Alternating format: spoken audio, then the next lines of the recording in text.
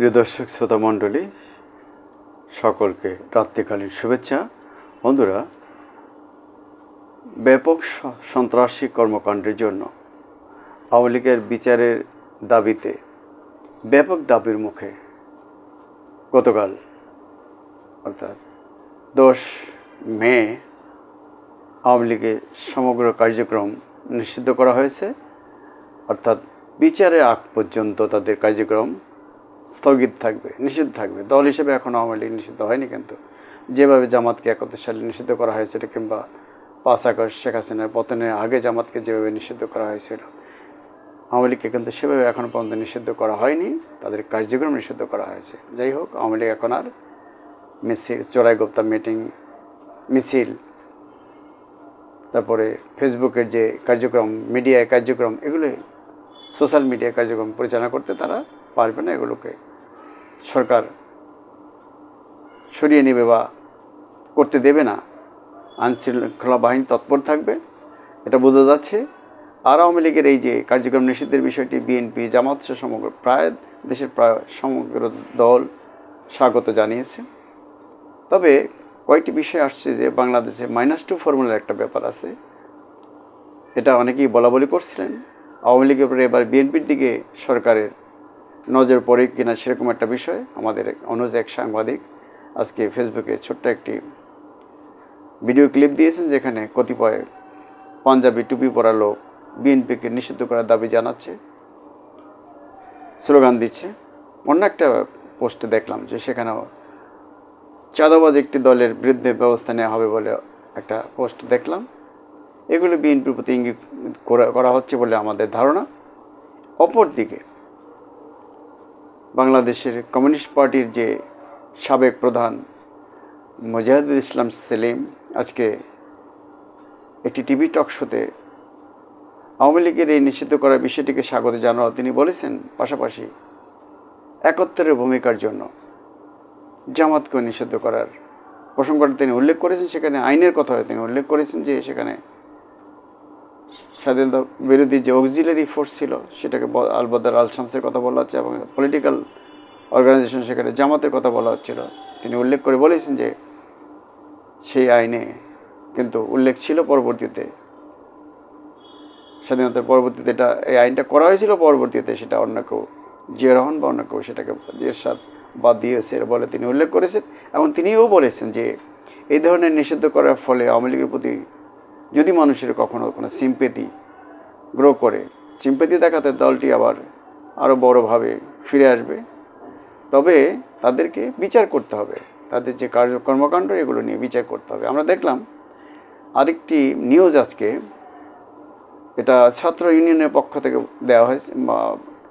তারা বলছে যে 71 সালে মহান মুক্তিযুদ্ধের সময় জেনোসাইডের মানে গণহত্যার দায়ে জামাত ইসলামী এবং 24 সালের জুলাই গণ অভ্যুত্থানে গণহত্যার দায়ে দল হিসেবে বিচারিক প্রক্রিয়ায় আওয়ামী লীগকে শাস্তি দাবি করেছে ছাত্র ইউনিয়ন। তারা বলছে আওয়ামী লীগ জামাত ইসলামী উভয়ই বাংলাদেশের গণতন্ত্র মুক্তিময় মানুষের হত্যাকারীদের সংগঠন। কাজেই এই দুটি দলকেই বিচারের মুখোমুখি না করা হলে তা স্পষ্টতই 71 ও 24-এর শহীদদের রক্তের সঙ্গে বেইমানি করা হবে।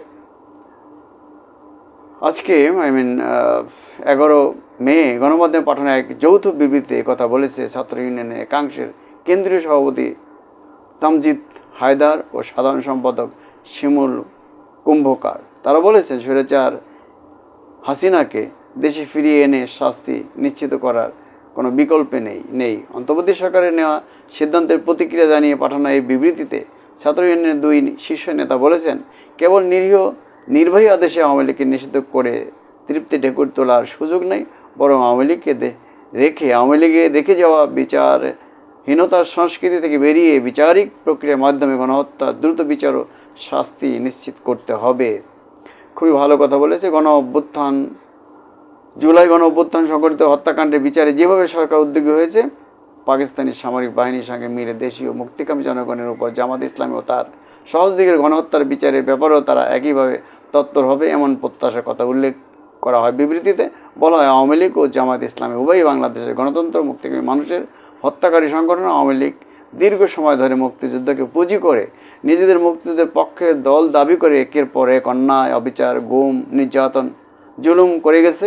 আর জামাতে বাংলাদেশি বিরোধিতার ধারাবাহিকতা রক্ষা করে গেছে। কাজেই এই দুটি দলকেই বিচারের মুখোমুখি না করা হলে তা স্পষ্ট ৭১ ও ২৪ শহীদদের রক্তের সাথে মেমানি করা হবে। ছাত্র ইউনিয়ন বলছে, কেবল নিষিদ্ধ করাই সমাধান নয়, বরং গত প্রায় ১৬ বছরে গণহত্যা সহ আওয়ামী লীগ ও তার অঙ্গ সংগঠনগুলোর নেতাকর্মীরা দ্বারা সংগঠিত সব অপরাধমূলক কর্মকাণ্ড বিচার নিশ্চিত করতে হবে। আওয়ামী লীগের সহযোগীদেরও বিচার নিশ্চিত করার দাবি জানিয়ে ছাত্র ইউনিয়নের ২ নেতা বলেছেন, এর মধ্য দিয়ে আওয়ামী লীগের সামাজিক, অর্থনৈতিক ও রাজনৈতিক ভিত্তিকে সমাজে অপাঙ্ক্তেয় করে তোলা সম্ভব। কাজেই দলটিকে কেবল নির্ভয় আদেশ নিষিদ্ধ করে হাত গুটিয়ে বসে থাকলে ছাত্র শ্রমিক জনতার আবারও নিশ্চিতভাবেই রাজপথে নেমে আসবে। গণহত্যাকারী আওয়ামী লীগ ও জেনোসাইডের সঙ্গে যুক্ত জামাতে ইসলামীর রাজনীতি বাংলাদেশের গণতান্ত্রিক ব্যবস্থার জন্য হুমকিস্বরূপ এমন মন্তব্য করে বিরতি বলা হয়, আন্তর্জাতিক অপরাধ ট্রাইব্যুনাল সংশোধন আইন অনুযায়ী গণহত্যাকারী দল হিসেবে আওয়ামী লীগ ও জামাতে ইসলামীর বিচার প্রক্রিয়া অনতি বিলম্বে শুরু করতে হবে। আমরা স্পষ্ট করে বলতে চাই, ক্ষমা প্রার্থনা বা অনুশোচনা প্রকাশ এসব কোনো কিছুর মধ্যে দিয়েই আওয়ামী লীগ কিংবা জামাতে কুকর্মের দায় কোনোভাবে বুঝবে না। কৃতকর্মের জন্য প্রাপ্য শাস্তি তাদেরকে কড়াই গণ্ডে বুঝিয়ে দিতে হবে। আসলে জামাত ইসলামী কিন্তু তাদের অতীতের অপকর্মের জন্য, ভূমিকার জন্য এখন পর্যন্ত দেশের মানুষের কাছে ক্ষমা চাইনি, দুঃখ প্রকাশ করেনি। তেমনি বাংলাদেশ আওয়ামী লীগ, যাকে সম্প্রতি তার কার্যক্রম নিষিদ্ধ করা হয়েছে, এই দলটি কিন্তু তাদের অতীত কর্মকাণ্ড যে ১৬ বছর আগে যেগুলো করেছে, তারা ৭২ থেকে ৭৪ পর্যন্ত, সেগুলোর জন্য তারা কিন্তু দুঃখ প্রকাশ করেনি, ক্ষমা চায়নি। বরং তারা তাদের যেসব অপকর্ম করেছে প্রকান্তে তাদের পক্ষে ছাপাই গেছে। জামাত ইসলাম একই ভূমিকা অবতীর্ণ হয়েছে।